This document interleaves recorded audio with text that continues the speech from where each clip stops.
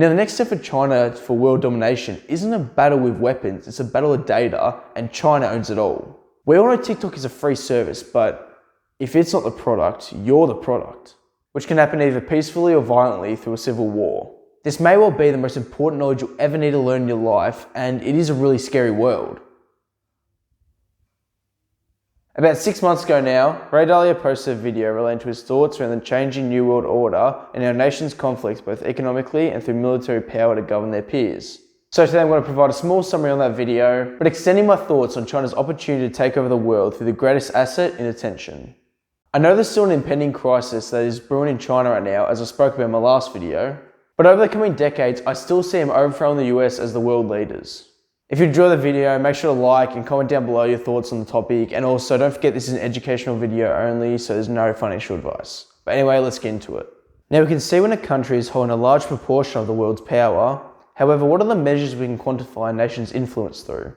This can be broken down into 8 leading indicators, including education, innovation technology, global market competitiveness, economic output, share in world trade, military strength, the power of their financial center, and the strength of their reserve currency. As these metrics can be calculated, we can create an upside down U-shaped pattern that notices the steps of a country's dominance. Now we can mark the key moments in a country's rise and decline, starting with a new world order that leads to rapid growth, and then a fall that leads to a new country taking over. And this cycle usually begins with a major conflict right here, where the empire that was leading ends and the forthcoming of a new one occurs. Now I'm going to put the U pattern away now, but I'll display each key step as we go along. Now, shortly after there's a new world order, we see a period of peace and prosperity that usually follows, with a rise in power, gain a large amount of wealth through lending money and hence creating huge leverage. They also establish institutions and systems to consolidate that power and gather supporters internationally for trade and defense. Their leaders also instill values for their people through education and word of mouth as families grow strong civility and companionship. Education also leads to major innovations that can help boost the economy of one rising nation and establish themselves as clear market leaders. The cause and effect of this, however, is that it leads to a financial bubble where the empire's share of trade continues to grow. Therefore, as these transactions with their own currency loom larger worldwide, they can then become the world reserve currency, which leads to even more borrowing. Now, those who manage to profit from this bubble will create something called a wealth gap, where they become so incredibly rich that they separate themselves completely from the lower and middle class. Although eventually, as we see the market bubble burst and we see significant declines, vast amounts of money printing and credit occur, which leads to internal conflicts between the rich and the poor. These conflicts lead to some sort of revolution or redistribution of wealth, which can happen either peacefully or violently through a civil war. As this empire begins to weaken, international competition arises, and once it becomes strong enough to take on the leading power, they battle to take over as the most powerful country. Now, generally, a rise of a new power comes from strong education and innovation, much like we're seeing with China at the moment. And soon this leads to more economic power, such as their trade routes and international allies. In recent times, we can know similarities between the early 1600s and mid 1700s, in which the Dutch built one of the largest empires in modern history. Great Britain between 1750 and 1950, where they expanded and conquered worldwide, much like the place I live in Australia. And 1950 and now, where the US has dominated markets globally, and holds some of the largest companies in the world, as well as being leaders in defense. Now, the issue we see in the US right now is that although it's not dire at the moment, they still have $30 trillion worth of debt, and it's rapidly rising every year. So these early signs question how reliable the US economy really is, and if China is a better suitor as the world reserve currency. In my degree, I'm doing engineering materials at the moment, and we discuss what the most important material is. Is it wood, plastic, gold, steel? And it's not, it's really semiconductors. And funnily enough, well, not funny, but China wants to invade Taiwan, who hold 2/3 of the market share. And these chips account for all of our phones, cars, electrical appliances, and really anything to do with electricity that we all need in the West. So if China can grow their market share and become world leaders, electric car brands like NIO may overtake Tesla, mobile phone brands like Huawei and Xiaomi may take over Apple. Of course, these scenarios are quite extreme, but don't be surprised if it happens. Furthermore, unlike the US companies who are quite separate from their government, the Chinese companies are close-knit with their government, so they could take over the world as they want businesses to grow. Back to Taiwan though, as they have a long history as a rebellious island separate from China. However, China wants them to reunite with their government. And thanks to Johnny Harris for this information, which he went through in a terrific video about what would happen if China invaded Taiwan. You should definitely check it out. But a Chinese document related to their laws with Taiwan says if Taiwan wants to assert their independence from China, or if the possibility for a peaceful reunification should be completely exhausted, China shall employ non-peaceful means and other necessary measures to protect China's sovereignty and territorial integrity. So basically, if China runs out of diplomatic solutions, they are required by law to invade Taiwan and force them to reunite with China. And with giant battleships and jets that are monitoring the Taiwan Strait, we can tell, if necessary, China are ready to deploy these actions.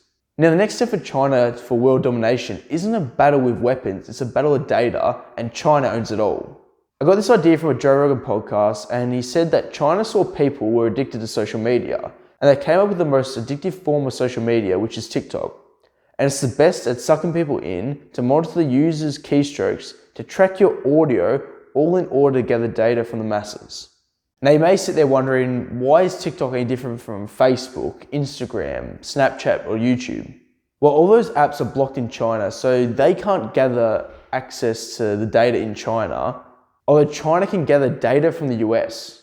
This is why in 2020, the US tried banning TikTok as it posed a national security threat.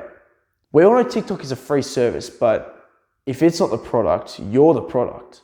This may well be the most important knowledge you'll ever need to learn in your life, and it is a really scary world. But I bet you didn't think you'd learn this before clicking on this video. Anyway, that's it for today's video, guys. Thanks for tuning into how China may overthrow the US in this new world order. Click on my last video about the possibility of China's housing collapse, and don't forget to like and subscribe because I'm trying to get my message out to as many people as possible, and you helping and supporting the channel will help contribute to that mission. If you want to buy Bitcoin and any other cryptocurrencies, check out my CoinSpot link down below in the description to get low fees on crypto. Again below my socials, but anyway guys, heading out. I was editing the video and it was only 7 minutes long, and I thought the script was like reasonably long.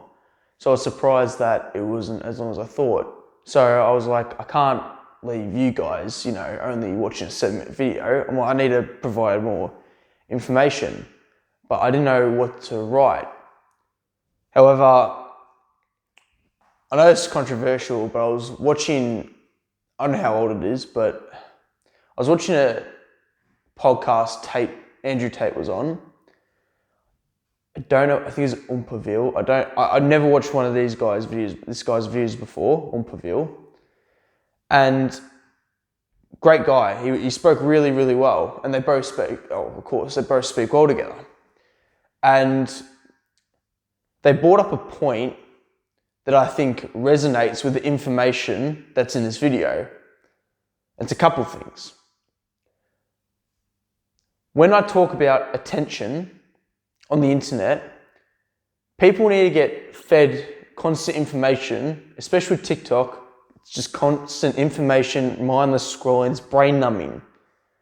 But then I've heard, all my facts in this last part might not be true, but I've heard, probably from YouTube, which is probably just as bad, but I've heard it, that I personally don't use TikTok, but I've heard that TikTok is just brain numbing stuff. However, in China, it's positive videos, it's educational, informational videos.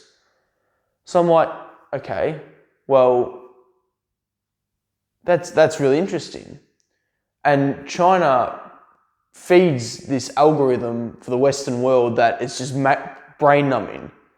And I've seen this a lot in some videos I've been seeing recently of it's mainly Americans, and they say stuff like, name 3 countries outside of America. And I know there's just 3 people. But if the educational system in this Western world it's not in Australia, but in America, if they can't name 3 countries outside the US, that's unbelievable.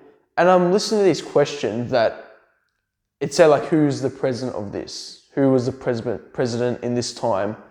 And I'm sitting there, I'm like, I know the answer to this. And that's not bragging.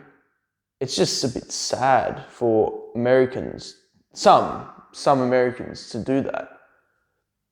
So that was my first point. So again, I was listening to this podcast, and they were saying that people in the West, like myself, they want to become YouTubers or content creators, basically. They want to work from home. It's getting fed this idea that everyone can work at home, which is not true because people need to work in different sectors, jobs, areas, whatever.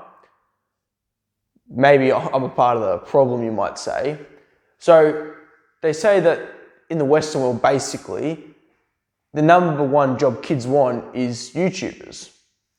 I'm like, okay, that's interesting.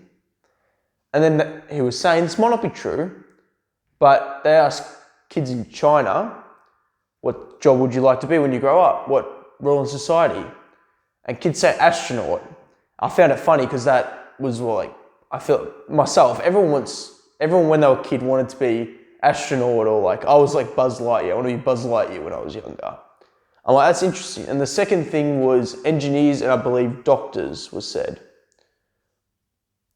So there's this whole next generation of people who in America, we're talking about America and China. In America, they want to be content creators and possibly ruin the roles in society. I don't know, but I'm looking at China and having kids who want to play roles in society, especially like engineers, because it's innovation. And I'm like, that's really funny because, especially with the engineering as a second thing, and astronauts as well, it's quite innovative. I look at it, I'm like, kids want to become engineers, obviously are generally pretty smart, especially with working with things, with maths, but really working with things. They're real problem solvers. And I looked at the 8 key metrics of a new changing world order. The first thing was a strong education system. And I said in this video, strong education system, I'm like, China.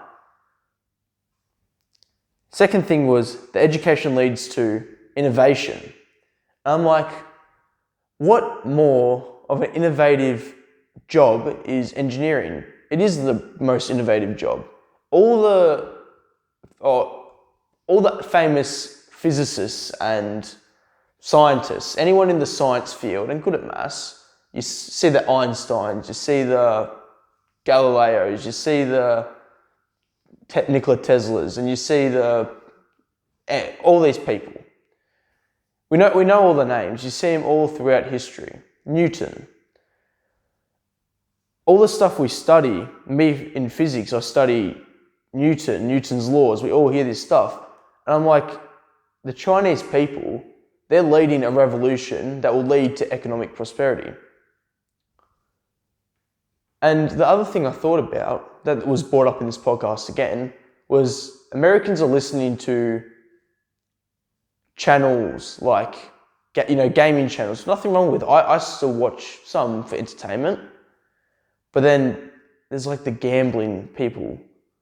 Okay, I don't know too much, but I know Stake and people like Adam Ross and people like that who are promoting Stake, the gambling platform. And they're displaying cryptocurrency in a bad light because Stake uses cryptocurrency to bet with.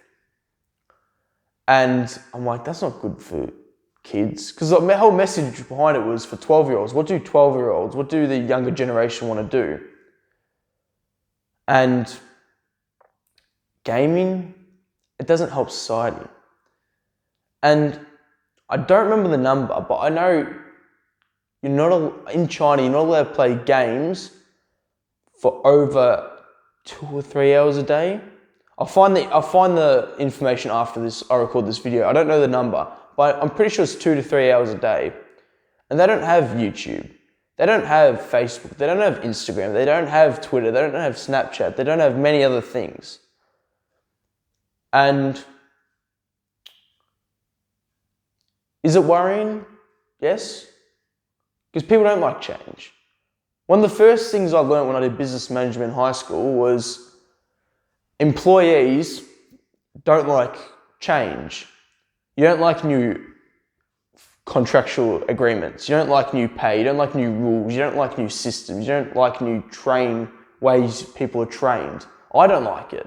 I work at Macca's McDonald's, sorry, Macca's is an Australian term for McDonald's basically, it's a nickname. And they're changing the way you train people. And I look at the people who were back then, who were trained, I'm like, these people are so much better trained, so much more better trained to perform the role. While these newer kids, they're not performing as well. And I'm like, is this the same as America? Is this the new training system? The new training system is the internet. They want to become this role. And it's not as productive. You want to have a productive country, prosperous country, peaceful country. China is almost the old way. It's very traditional over there. And maybe that's what worked for thousands of years before. However, maybe the future, there's new ways, a new economy. I know we talk about the digital economy a lot on this channel. Well, I don't know. I thought it's been insight I wanted to speak about. But again, thanks for watching the channel. I hope this little talk was good. I guess about 3 minutes long. It could be like 10 minutes, I don't even remember. But I think it was a message I needed to say because it was really insightful. I hope you stuck through it because I really think it's an interesting concept. But anyway, guys, hand out.